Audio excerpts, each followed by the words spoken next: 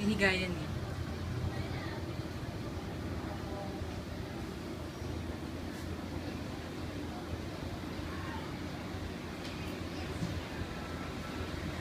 Okay?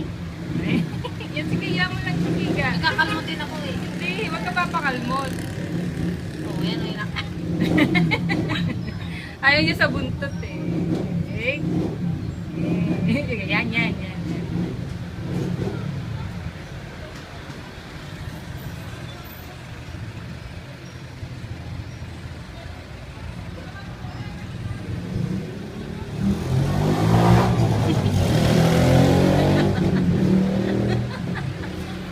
Wala si Kati.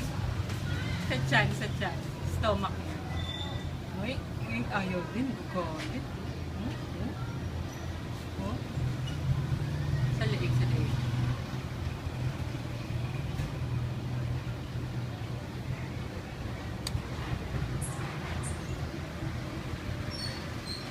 Galit. Uy.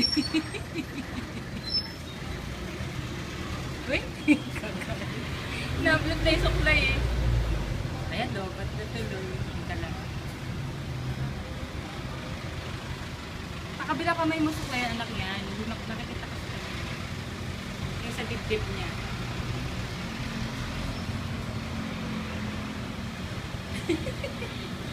So gusto naman, ipaay pa.